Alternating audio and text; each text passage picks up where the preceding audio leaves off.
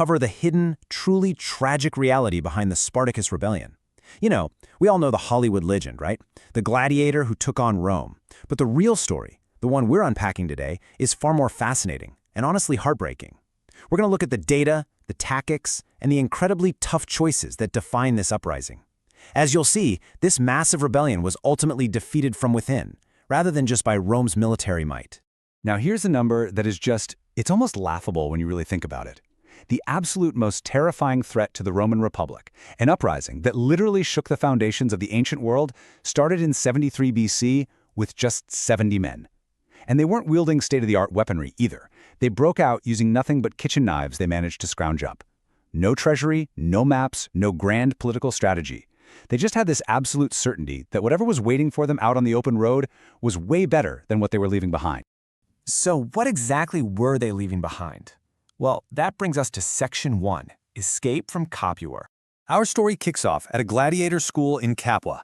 In this facility, men were not treated as humans. They were locked in at night, treated entirely as ledgers and assets, basically existing just to die entertainingly for an audience. That is, until Spartacus, a Thracian former soldier, leads this desperate walkout into the Italian countryside. Now, Rome initially treats this as a joke. They send a praetor named Glaber with about 3,000 militia troops to basically just bottle the rebels up on Mount Vesuvius and starve them out. But Spartacus, he was a tactical genius. While the Romans guarded the only known path down, Spartacus noticed what they completely missed: wild vines. He orchestrates a literal cliffhanger of an ambush. They weave those vines into ropes, rappel down a sheer cliff face in the dead of night, and by morning, they attack the Roman camp from the rear and absolutely obliterate them.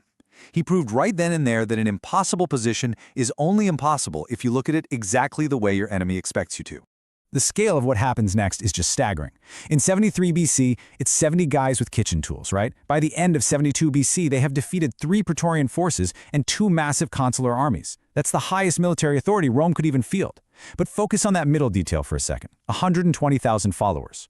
Without a single supply chain, without a treasury, without any diplomatic recognition, this army swells to over 100,000 people. How? Because thousands of enslaved people on the plantations of southern Italy made a massive, incredibly risky personal decision that joining Spartacus was worth staking their lives on. Every weapon they held was taken from a fallen Roman. Every meal was seized from the land. They became this unstoppable, totally self-sustaining force. Which brings us to the absolute turning point of our explainer. Section 2. The fatal Alpine decision. With the Roman legions practically reeling and the Alpine passes visible in the distance, freedom was quite literally staring them in the face. Spartacus turns his massive army north. But here's where the fracture happens. Spartacus had this cold, strategically precise goal. He wanted to cross the Alps into Gaul and Thrace. He knew they didn't need to actually defeat Rome entirely. They just needed to get outside of Rome's military reach, disperse, and go home. But his army? They had a completely different objective. The people following him hadn't come just to escape. They wanted to stay in Italy.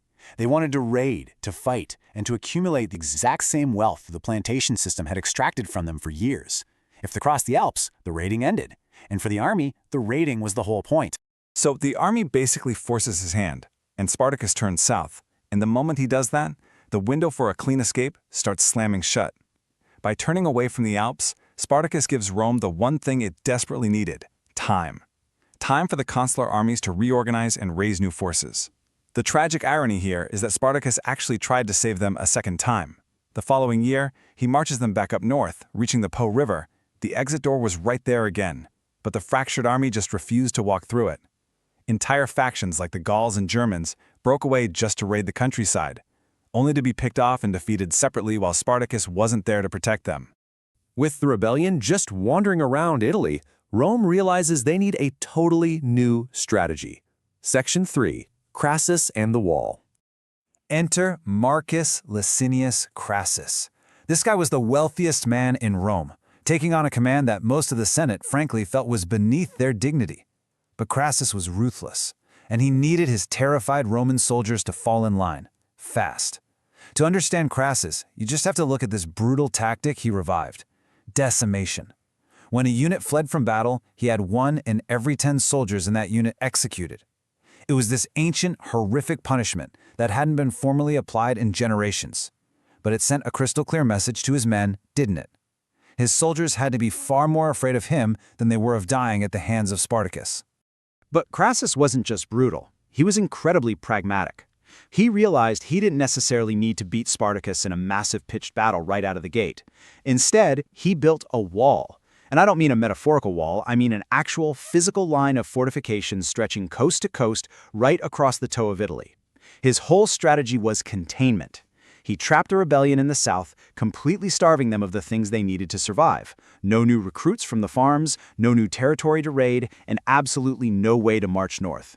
Spartacus did manage to break through it once, but his army was so reduced and fractured by that point that they couldn't even exploit the breach before Crassus sealed it right back up. Which brings us to the inevitable bloody conclusion. Trapped and starved of resources, Spartacus is forced into a final battle in Lucania in 71 BC. And before the fighting even begins, Spartacus makes this legendary, terrifying statement of intent. He brings his own horse out in front of his men, and he slaughters it. He basically declares that if they win, he's going to have plenty of fine Roman horses to choose from, and if they lose, well, he's never going to need a horse again. He was going to win on foot or die on foot. The ancient sources say he fought like an absolute demon, personally slaying 2 Roman centurions as he literally tried to carve his way directly to Crassus before he was finally surrounded and cut down. As the dust settles, we arrive at the tragic aftermath. Section 4. The missing body. Rome is desperately scouring that bloody battlefield in Lucania. They are searching everywhere for Spartacus's body. They needed his face. They needed a corpse to put on display as this ultimate, undeniable symbol of total Roman victory. But why was his body never found? Because in the absolute chaos of battle, Spartacus was lost to history. He essentially denied Rome the neat, tidy ending they were so desperately looking for. They never got to stand over his corpse and declare the whole thing finished. It was, in a very real way, his final enduring act of defiance. But Rome, they still demanded vengeance. And to really grasp the macabre reality of that vengeance, just think about this chilling figure: 6,000.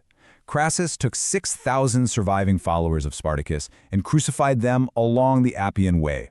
To put that into perspective, that is one cross placed approximately every 40 meters, stretching for 200 kilometers from Capua all the way back to Rome. The very road that enslaved people had built was now lined with the bodies of the people who had tried to stop building it.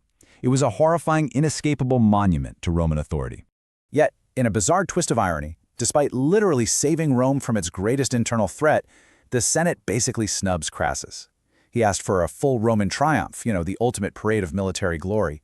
But the Senate only awards him an ovation, which is a significantly lesser honor. Why? Because Roman political culture just flat out refused to legitimize a slave rebellion as a worthy adversary. Admitting that Spartacus required a full triumph would mean openly admitting that a man who started with 70 kitchen knives almost brought the entire republic to its knees.